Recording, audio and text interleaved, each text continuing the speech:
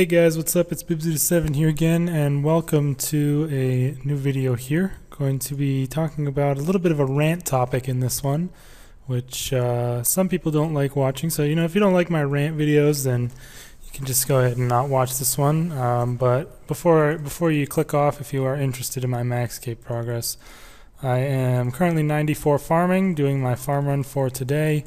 It's super slow still, obviously it's farming, but 600k till 95, and I am definitely going to have a pretty good amount of stuff for double XP weekend. I'm probably going to go try and do the Prisoner of Glue-Free quest, or whatever the hell quest it is, so I can plant a second spirit tree, and then have 2 spirit trees ready to go for double XP as well. And then I'm obviously going to have my regular tree runs to do during that weekend. So yeah, I'm also 89 fishing, about halfway to 90, I guess, maybe a little bit under halfway. And I actually finally got the full Fury Shark outfit, so fishing at Menifos is much easier now because I don't have to worry about clicking back to drop the fish. I can just AFK until the fishing spot moves. So yeah, that's really nice. I got enough of these shark fragments. I actually had more than enough, and I had honestly forgotten about the Fury Shark outfit. Then I remembered about it, and I was like, oh shit, I probably have enough fragments, and I did. So made that, and it's just making it a whole lot easier. I don't know if it actually is needed at Menifos, or not Menifos, at Prif Waterfall or not, but if it is, then I will have it. But either way, I am definitely going to be going there once I get 93. I did actually get max rep at Menifos, the city rep, which honestly I think is kind of stupid, the fact that when you get max city rep you don't have max in all the other factions. That would make way more sense to me, because as you get rep with each faction, your rep with the city overall increases. But I'm not even max rep in a single faction yet, and I already have max city rep, so that's good, I guess, because now I can do that quest and unlock the soul altar for rune crafting, which I will be doing for the majority of my experience.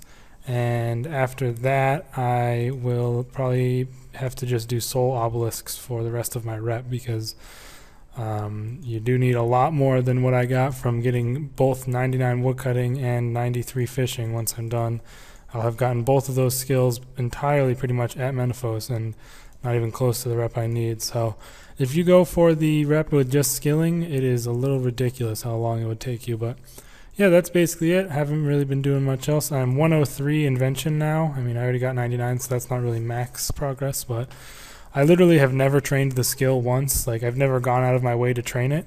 I've just augmented things that I wanted to have either perks on, or pretty much just augmented things for perks. Like for my mining and woodcutting, I did my crystal equipment with honed on it and stuff.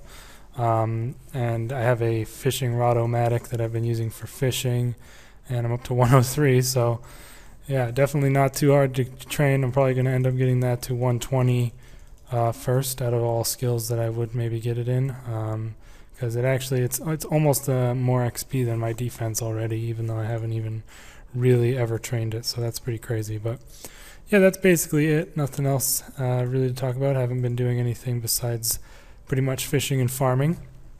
Still working on both of those. Again, I do want to try get 99 fishing before double XP, but I'm not sure if that's going to happen or not. Depends on how hard I go this weekend, I guess. But either way, let's go ahead and get into the rant topic. And if you guys don't know about a friend's recent video that he uploaded, then you probably don't want to watch this video, and go watch his video if you watch him. Like, if you don't watch him, then whatever, but pretty sure everyone will be watching him. If you haven't seen his most recent video, go check it out, because I am going to spoil what happened in it, and I'm also going to just talk about it in general. So now's your chance, spoiler alert. Anyways, assuming you don't care about the spoilers, he ended up dying on his hardcore Ironman in that video, which is pretty unfortunate for him, because on old school you do not have any extra lives.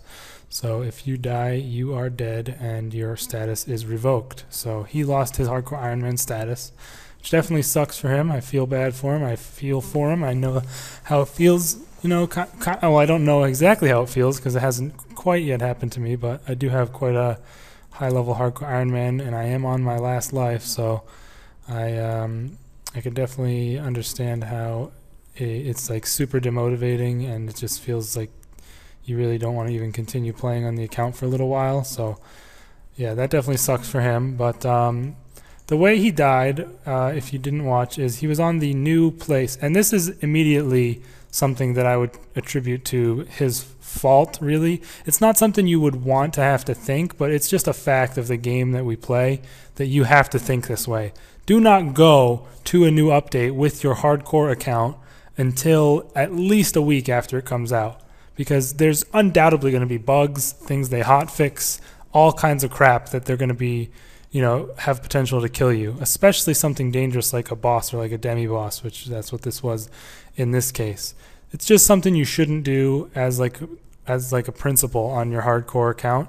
Just don't go to a new update on the day of release. Just go on like your main account, or if you don't even have a main account, then just don't go at all, because although that's a pretty pessimistic way to view things, it's just the fact of the game, and the fact of Jagex. There's always bugs and there's always crap they have to fix. So just be prepared. You have to be aware of that and not go to places like this. Now, so that's immediately like a strike on him. Like, he shouldn't have gone here on his hardcore, in my opinion. But that's, some people don't see it that way. Some people see it as there shouldn't be bugs, but it's just like, there shouldn't be bugs. I definitely agree with that, but there are going to be. There's no debating that. Jagex will not have perfect content released pretty much ever. So he went to this place called the Deranged Archaeologist, which is on the new Fossil Island, and basically what happened is he died to some pretty crazy mechanic thing where he got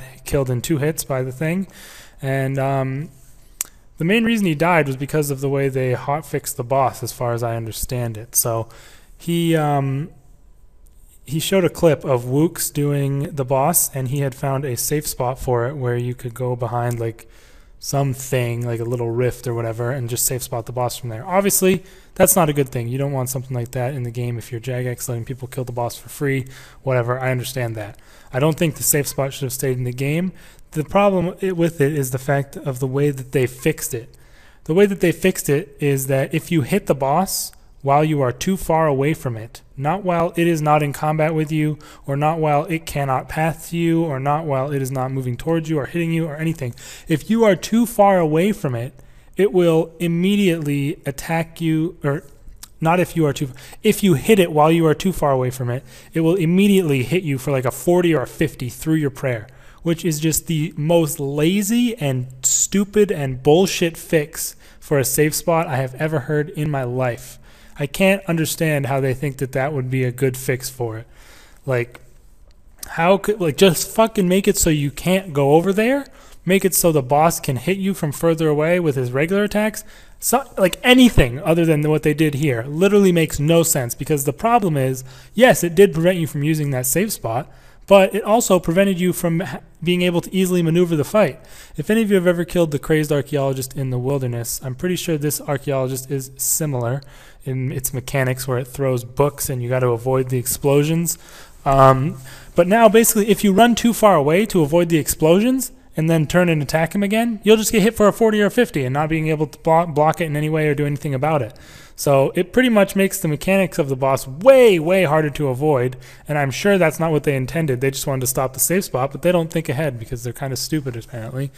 But yeah, they did that, and that's pretty much what made a friend end up dying, because he was afraid to run too far away from the books so he would get not hit by the crazy 40 or 50, and ended up getting hit like from 99 HP down to like 40 something, and then he ate a shark and got killed from 60 HP. So I don't know. I mean, it's definitely partially his fault. A, for what I said at the beginning, should not be doing a new update on your hardcore. It's just a fact of the game. And B, he could have avoided the death by dodging the books properly, but the fact remains that even the fact that he had to worry about getting randomly hit a 40 or 50 is just stupid because of the way they fixed the safe spot. It's just so stupid. Like, the way Jagex fixes bugs sometimes is just absolutely fucking terrible. this is a prime example, and it's pretty much why I wanted to talk about it. But I have another example from RS3 for those of you who don't give a crap about old school or whatever, or are just going to use this as an excuse to say, well, that's the old school team, they just suck. I'll use the most recent one I can remember, the Luck rework. When that came out in March of this year, I believe, they introduced the new ring. Obviously, there are a few new rings, one of them being Luck of the Dwarves.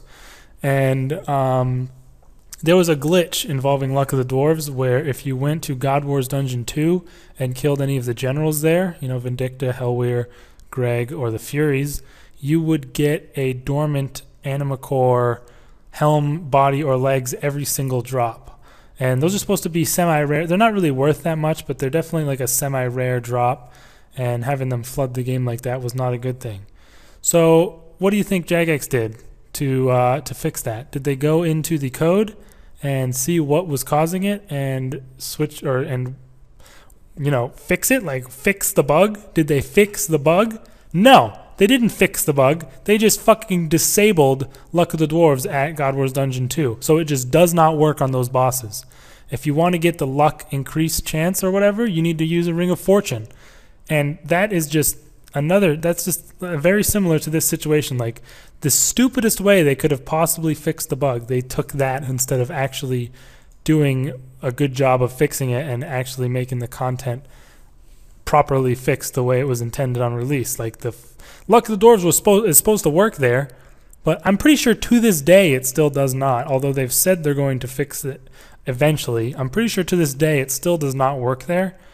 And yeah, that just ties back to like, why don't you actually, fix the shit that's broken when the update comes out instead of just making some bullshit workaround that is just like clearly not the right way to do it. Like it's just such a stupid way to change the boss or the ring or whatever. Like it just makes me mad because, I mean, I do like his videos a lot, and it's nice to watch his Hardcore Iron Man progress, and it just sucks, when he dies. Everyone in the comments is pretty pissed at Jagex, and it is honestly, he's partially to blame. I mean, probably has the majority of the blame, but there's still a decent chunk of the blame on Jagex for fixing things in such a stupid and lazy way. I really think it's something they need to like completely restructure their thinking on, is fixing bugs, because clearly they don't have the right state of mind when it comes to fixing them if they're going about it in this way by putting BS workarounds that really don't actually help anything. Let me know what you guys think about this in the comments though. Did you watch his video and have similar conclusions, or do you think that I don't really know how you could disagree with this with at least with the examples that I put in the video here, because it's clearly just lazy and incorrect. Like they should not have just disabled Luck of the Dwarves at God Wars 2. Maybe, okay, I would be fine with that if they then went and hot fixed it either later that same day or the next day, re-enabling it with the fix. But they didn't do that. They've just left it disabled and said, well, fuck it. They don't need it there. We'll just disable it, and then, screw the bug. We'll just leave it. It doesn't matter anymore. It's disabled. Like, that is the main problem, because both of these things, no, actually, the one on old school is like not even a good temporary fix, but at least disabling it would have been a decent, disabling Luck of the Dwarves would have been a decent temp fix. But, I wouldn't call it a temp fix if it's gone on for about 6 months now. So, yeah. That's just my 2 cents on this issue. Let me know what you guys think. Because there's just so many things they could have done differently on old school. Like, just put a fucking rock where the safe spot was. Or, just increase the attack range. Like I said, like, infinitely many things. Like, they could have just put a rock there as a temp fix. Not made it so you have a way, way higher chance of dying. And apparently they didn't even announce this change, which is even worse. So, yeah, let me know what you guys think in the comments. But other than that, I will probably just see you guys on Monday for my normal update discussion. Hoping Invention Batch 2 comes out on Monday, although I wouldn't be surprised if it's just a patch week and then Invention comes out either the week after or like not until the end of the month even. But I don't think they've said yet, so we'll have to wait and see. But yeah. I'll see you guys next time. Peace.